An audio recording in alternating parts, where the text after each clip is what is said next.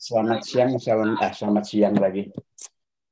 Selamat malam, salam sejahtera untuk kita semua. Mohon maaf saya tidak menggunakan virtual background seperti yang disarankan karena baru tiba. Baik, tugas saya adalah independensi MKDKI, perjalanan selama mengawal disiplin profesi kedokteran. Selamat malam juga saya sampaikan kepada para narasumber dan penanggap yang lainnya juga. Saya Herkutanto, saya pernah menjadi Ketua Konsil Kedokteran, bukan Ketua KKI ya, Ketua Konsil Kedokteran. Kemudian saya pernah menjadi anggota Majelis Kehormatan Disiplin MKDKI. Kalau Prof. Agus MKDKI ketiga, saya MKDKI yang kedua sebelum Prof. Agus. Kemudian saya juga tahun 2000 pernah beberapa tahun menjadi Majelis Disiplin Tenaga Kesehatan di DKI. Jadi mencabuti izin praktek dan sebagainya. Waktu itu belum ada undang-undang praktek kedokteran. Baik, saya akan share masalahnya. Judul yang diberikan pada saya adalah artinya tentang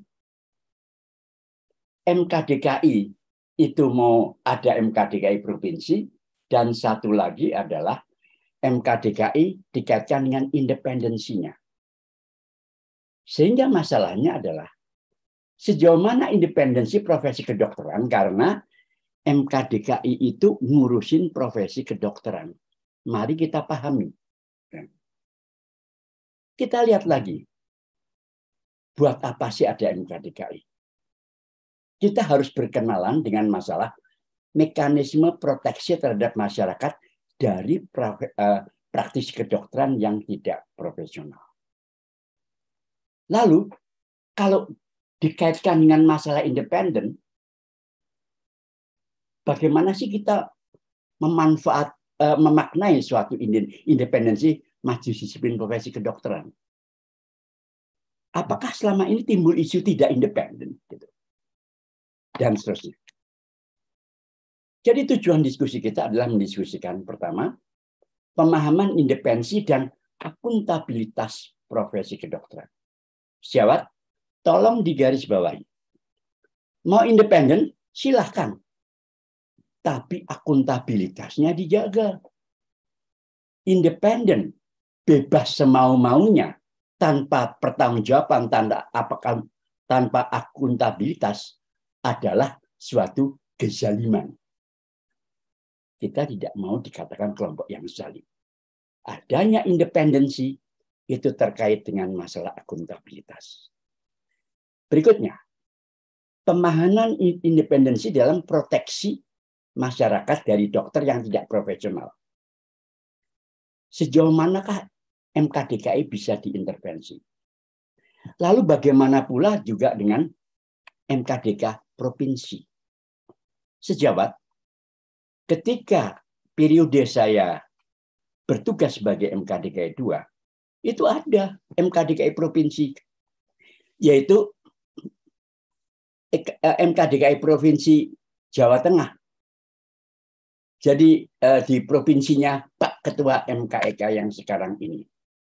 Sehingga sistematika paparan saya bagi dua.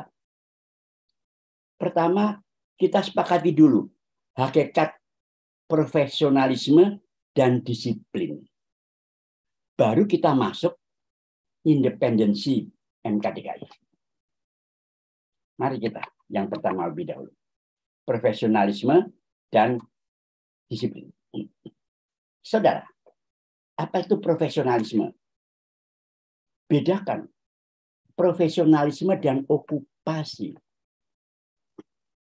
Kedokteran itu profesi atau okupasi sih? Kita mengenal adanya kedokteran okupasi, yaitu profesi dokter yang menangani berbagai macam okupasi-okupasi yang lain. Jadi, kedokteran itu adalah seolah-olah mbahnya okupasi.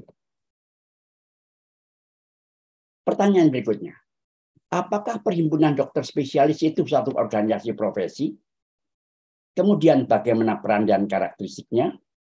Kemudian bagaimana peranan kolegium dan seterusnya?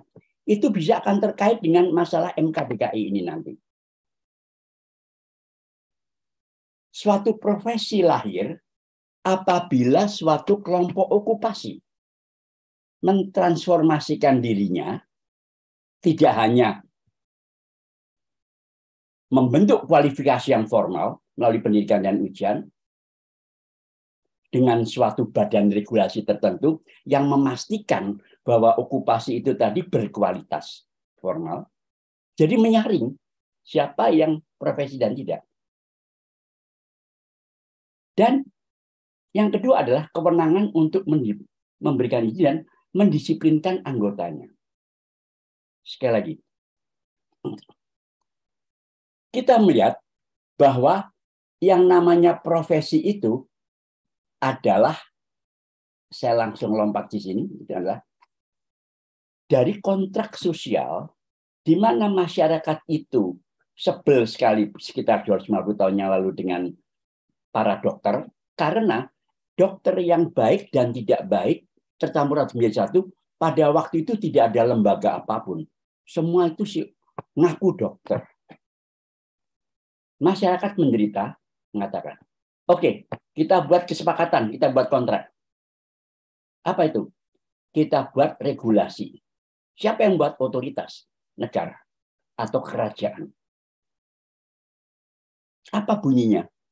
Semua orang dilarang untuk praktek kedokteran kecuali yang diberikan suatu clinical privilege. Maksudnya gimana? Kita buat suatu undang-undang yang mengatakan semua orang dilarang praktek kedokteran karena kedokteran itu berbahaya. Kecuali yang telah diberikan clinical privilege. Bagaimana sih caranya memberikan clinical privilege? Ada satu lembaga yang isinya itu bukan hanya dokter, tapi juga masyarakat juga, supaya transparansi terjamin, yang akan memberikan kredensial, menapis mana dokter yang baik dan tidak baik. Nah, itulah yang terbit dengan namanya STR. Jadi, dengan punya STR, dia itu mempunyai hak monopoli. Misalnya, pasien yang akan diseksio larinya ke SPOG, bukan ke ahli bedah. Walaupun ahli bedah pun bisa tentunya secara teknis melakukan seksio. Apa artinya? Market control. Dia mendapatkan nafkah dari situ. Nah, ini semua harus dibayar kembali. Jadi clinical privilege itu tadi, anugerah tadi dibayar kembali dengan pertama, moral responsibility dan kompetensi yang tinggi. Itulah profesionalisme. Sehingga kalau kita lihat baganya itu adalah tidak semua orang dokter itu boleh menangani masyarakat. Ini di semua negara namanya adalah Medical Practice Act atau Undang-Undang Praktek Kedokteran. Jadi Undang-Undang Praktek Kedokteran itu tujuannya apa sih? Tujuannya itu tidak lain daripada memproteksi masyarakat. Memproteksi masyarakat. Siapa yang memproteksi? Suatu statutory body, lembaga yang dibuat oleh otoritas kekuasaan negara yang memberikan clinical privilege buat STR dan kemudian mereka itu jadi boleh praktek. Para sejawat sekalian, saya pernah suatu ketika pada waktu musim tsunami STR, saya tanda tangan 500 STR sehari, ada dua sisi. Saya gembira telah bisa memberikan seorang dokter bagi masyarakat Indonesia, di sisi lain saya ketar-ketir. Kalau gara-gara saya tanda tangan STR, kemudian pasien jadi tahlilan, yang dosa siapa? Karena dokternya nggak benar. Orang kayak gitu kok dilepaskan? Disinilah letaknya masyarakat itu salut dan hormat kepada profesi karena ada untuk mekanisme menapiskan dan jadi maaf. bagaimana memasuki profesi kedokteran dan bagaimana mengeluarkan yang bersangkutan dari profesi kedokteran. Ini mirip dengan rumah sakit, di mana komite medik itu adalah konsil kedokterannya rumah sakit. Di situ ada undang-undang praktek kedokterannya rumah sakit yang namanya Medical Staff Bylaw. Seperti di KKI juga ada divisi registrasi, kemudian ada divisi menjaga mutu pendidikan, dan ada divisi subkomite disiplin pembinaan. How to enter to the profession dan how to expel from the profession.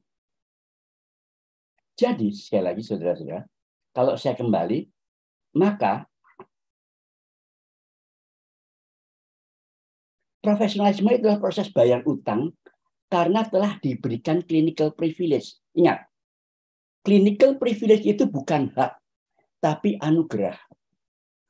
Orang tidak bisa demo, saya lulusan FK, saya berhak atas nafkah. Untuk itu saya harus praktek. No, tidak. Sama saja dengan, bisakah para pengemudi, driver, demo, saya minta SIM? Nggak bisa. Karena diatur dalam Undang-Undang Lalu Lintas, mengemudi adalah berbahaya, dan untuk menjadi pengemudi harus punya surat izin. Ada STR-nya untuk mengemudi. Maaf, saya tidak menyamakan dokter dengan driver, itu sama sekali bukan demikian. Akan tapi kita secara bijak untuk melakukan analogi dalam hal ini tadi. Jadi, sekali. Kenapa sih ada undang-undang praktek kedokteran? Itu bukan untuk kepentingan profesi sama sekali, bukan. Jadi, undang-undang praktek kedokteran adalah untuk menegakkan marwah profesi. Salah, salah, salah. Untuk proteksi publik. Nah, jadi masyarakat itu ingin kemudian diproteksi semacam ini. Dan ini ada riwayatnya. Sejak tahun 1314, sekitar zaman Majapahit di Italia, di Florence, yang namanya Collegio Medico. Jadi, yang jadi duluan profesi itu adalah itu yang namanya kolegium sebenarnya. Medical College. Namanya Guild Collegium Medico dan terusnya. Sehingga kalau di Inggris namanya itu adalah bukannya spesialis in surgery. Bukan. Bukan spesialis in internal medicine. Bukan. Tapi Fellow of Royal College of Surgery. Fellow bagian dari kolegium bedah. Fellow dari penyakit dalam. Jadi mohon maaf, bukan FINASIM, Fellow of Indonesian Association, bukan asosiasi. Harusnya Fellow of Collegium. Gitu. Baik. Ya. Ini adalah pemahaman profesi dan bagaimana nanti masyarakat itu memberikan kepercayaan yang harus dibayar kembali dengan pendisiplinan. Yang disiplinan itu apa? Dua. Aspek afektif, kelakuannya, dan yang kedua adalah kognitifnya. Kognitif tanpa kelakuan yang baik, orang akan tetap cedera. Keselamatan pasien itu diandekan dengan behavior dikalikan dengan skill. Kalau behaviornya satu, skillnya satu, hasilnya satu pasien selamat. Kalau skillnya satu, behaviornya nol, hasilnya nol, pasien tidak selamat. Itulah pentingnya dari MKDKI. Baik. Bapak Ibu sekalian, saya sering, mari kita lihat perbedaan antara apa sih etik disiplin dan hukum. Tadi sudah dibahas pintas oleh adinda saya, Dr. Benny. Baik. Etika adalah masalah moralita yang baik dan buruk, di mana itu kaitannya adalah diri sendiri. Silakan MKEK dan terusnya. Ada yang menarik, saya diminta untuk membuat kode etik di Timor Leste oleh WHO. Saya lakukan systematic review dan ternyata memang negara yang etiknya diadili, jadi ada divisi kemahkamahannya, etik diadili, itu adalah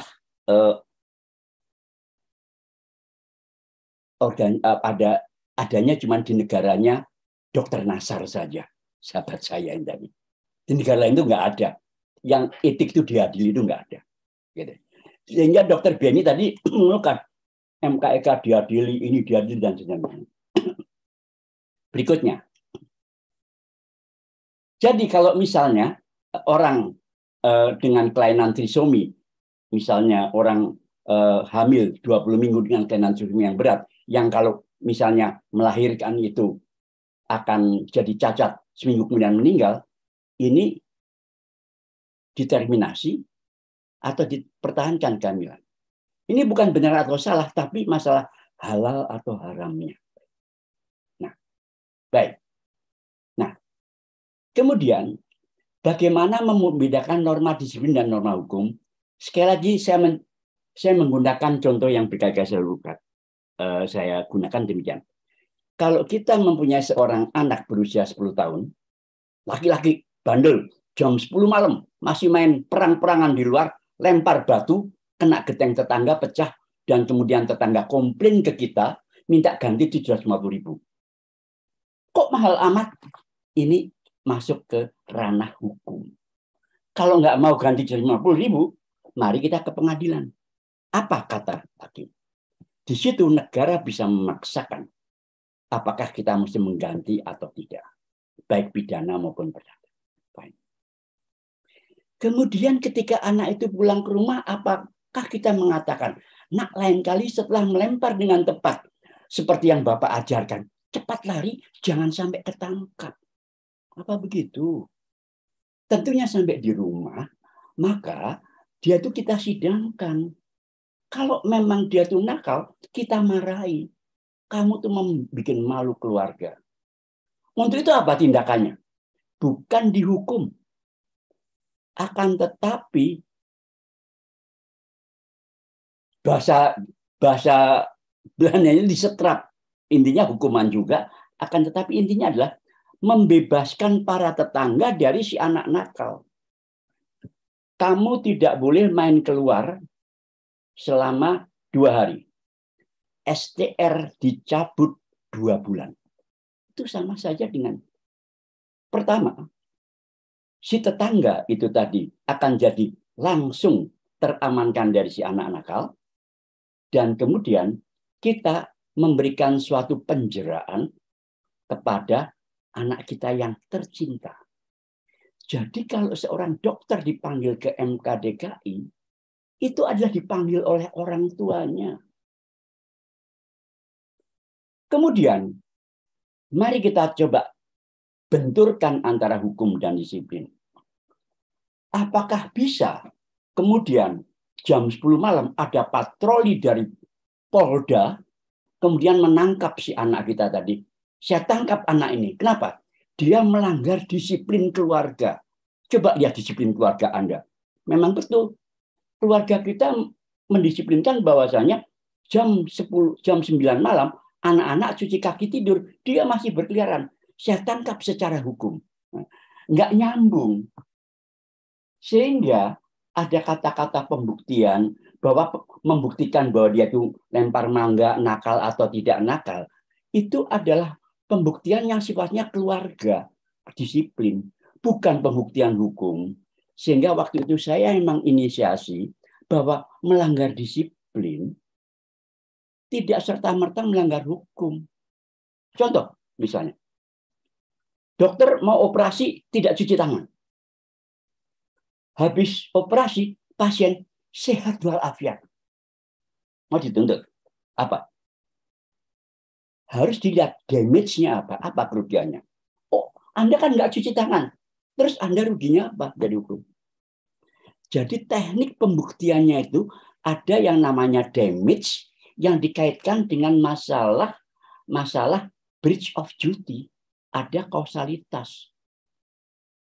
Kalau di disiplin nggak ada itu. Melanggar disiplin, kamu tidak cuci kaki. Jelas, selesai. Nggak ada masalah sebab akibat dan terusnya, kausalitas dan terusnya. Sehingga itu tidak bisa dipakai untuk pidana. Itu. Baik. Kemudian, secara profesi tadi, maka kita gunakan teori bad apple.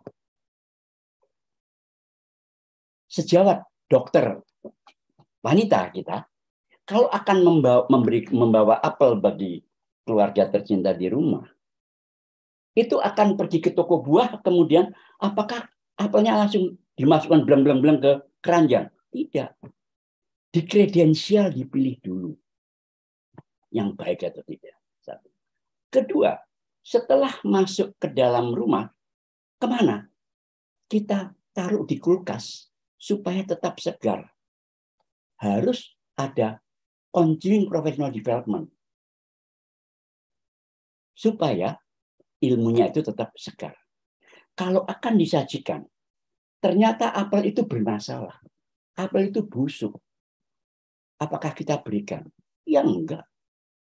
Potong dulu apelnya, ulatnya tadi. Atau apelnya dikeluarkan dari keranjang sementara untuk kita potong. Belum kita kasihkan pada pasien, pada masyarakat. Kita ketika dikeluarkan dari keranjang, sama saja dengan STR itu dicabut. Sekali lagi, dalam penegakan disiplin, saya kebetulan ini belajar di Melbourne, jadi Victorian Disciplinary Board. To discipline is not to punish, bukan menghukum, but to protect. It is not to punish the physician, but to protect the patient from unprofessional physician. Dari sini kita akan berbicara masalah independensi ataukah keberpihakan. Kita ini mau berpihak pada dokternya atau mau berpihak pada si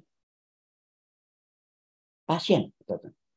Disinilah dokter itu dihadapkan dengan berbagai macam norma. Tapi sebenarnya cuma dua norma saja kok. Norma disiplin dan norma hukum. Di negaranya Dr. Nasar ini, sahabat saya, itu ditambahin dengan masalah etik segala macam yang kemudian menimbulkan hiruk pikuk belakangan ini. Saya tidak usah lanjutkan untuk yang itu. Yang terakhir, kita bicara dengan independensi MKDKI. Maaf, saya buru-buru MKKI, mohon maaf.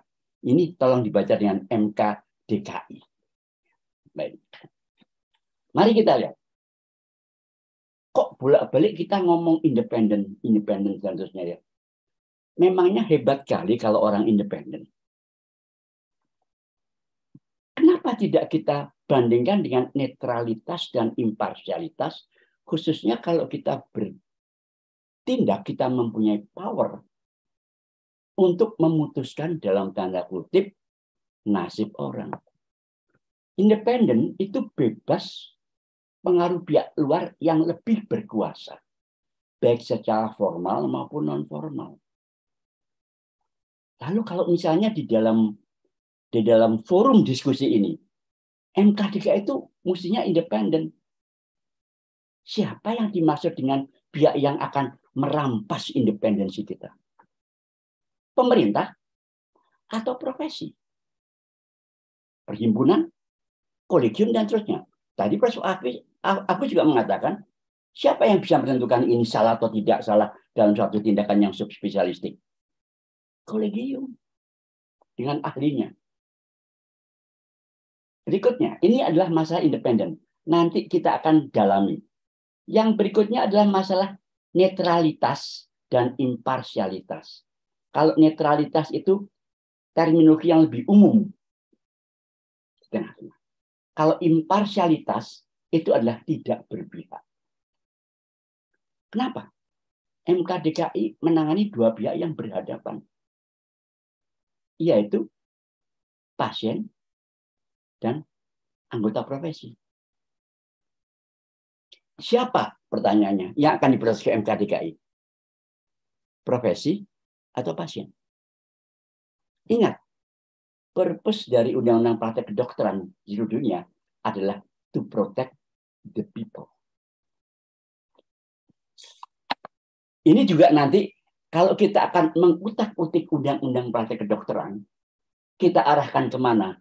Mohon jangan keliru. Tujuannya adalah to protect the people. Baik. MK DKI independen atau imparsial? Atau harus independen dan imparsial? Ini. Kalau independen, independen dari siapa? Apakah ada ancaman-ancaman terhadap independensi dari MK DKI?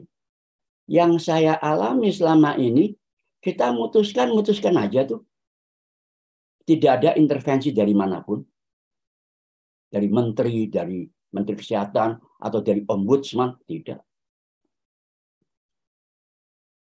Dari profesi juga tidak. Walaupun dulu sahabat saya, Prof. Ali Basyat, sebagai ketua MK DKI pada waktu periode saya, wah itu dicemberutin oleh profesinya, SPOG. Kenapa banyak, kok tega-teganya sih mencabut STR teman-teman profesi sendiri pada waktu itu. Nah, baik. Berikutnya, apabila independen, apakah pasti netral?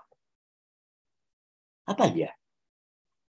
Does independency reflects neutrality and impartiality? Belum tentu. Berikutnya, apabila tidak independen, pasti tidak netral juga kah? Mari kita cermati. Lalu bagi MK DKI yang mana yang penting? Independensinya atau netralitasnya itu tadi. Jadi kepentingan siapa kembali lagi? Profesi atau masyarakat? Di mana MK DKI itu berdiri? Di tengah untuk kemudian menegakkan profesi. Dependen tapi imparsial atau independen tapi partisan. Mau pilih mana? Ya. Jadi tidak bisa hanya independen saja tanpa kita mengkaitkan dengan masalah partisanship ini. Keberpihakan. Nah, sekali lagi. Power tends to corrupt. Kapan seorang power? Kalau dia itu bebas dari pengaruh yang lain. Nah, terusnya. Sehingga anggota MK DKI disumpah. Pada waktu kami kebetulan disumpah di hadapan Menteri Kesehatan. Baik. Ini saya terakhir sebelum kesimpulan. Diskusinya adalah apakah MK DKI provinsi, kalau toh mau dibuat ya, itu terus posisinya bagaimana? Independen terhadap MK DKI. Jadi bebas dari pengaruh MK DKI. Dan memiliki power sendiri-sendiri tiap provinsi. Pada waktu periode saya, pernah ada MKDK provinsi Jawa Tengah. Akhirnya nggak berjalan tuh. Sempat menangani beberapa kasus, kemudian akhirnya karena satu dan lain hal, jadi tidak ada lagi.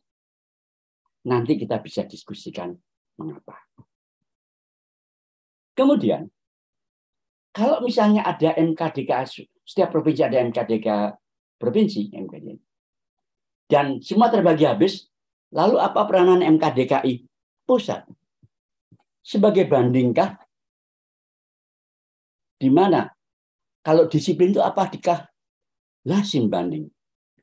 Seorang anak yang kita disiplinkan di dalam sinar keluarga, apa bisa banding? Saya mau banding ke kakek. Saya udah nggak percaya sama bapak dan ibu saya. Mari kita ke kakek. Kakek nenek saya itu pasti menyayangi saya. Apa begitu? Ataukah peranan MKDKI pusat itu konsultatif? Kalau diperankan sebagai legislator, jelas tidak ya. Karena itu adalah peran KKI. Kesimpulannya adalah isu netralitas dan imparsialitas itu lebih sentral ketimbang isu independensi. Apakah Forkom malam ini mengangkat isu independensi itu adalah bahwa MKDKI independen dari pengaruh-pengaruh luar, ataukah MKDKI provinsi independen dari MKDKI yang sekarang ini ada di Cibinong? Apa begitu? Fungsi MKDKI adalah memproteksi masyarakat, bukan menghukum. Sekarang kenapa sih kok semangat untuk mengadili atau menghakimi sejawat itu kok banyak menggebu-gebu gitu loh? Kenapa? Tadi Dokter Benny sudah mengatakan, dokter itu sudah didera dengan berbagai macam tribunal. MKIK, MKDKI, pidana, perdata, medsos, dan seterusnya. Apa? Proteksi masyarakat. Kemudian, expelling from the profession adalah syarat utama profesionalisme. Jadi tindakan pendisiplinan adalah mengekspel, mengeluarkan orang yang nggak profesional, si apel busuk tadi, dari lingkungan profesi. Sementara maupun menetap. Supaya apa? Profesi tetap murni, masyarakat percaya. Kalau kecampur busuk dan baik jadi satu, masyarakat nggak percaya. Mari kita kembali kepada kitabnya. Back to basic. Apa fungsi pendisiplinan? Mudah-mudahan ada gunanya dan tidak semakin memusingkan. Wassalamualaikum warahmatullahi wabarakatuh.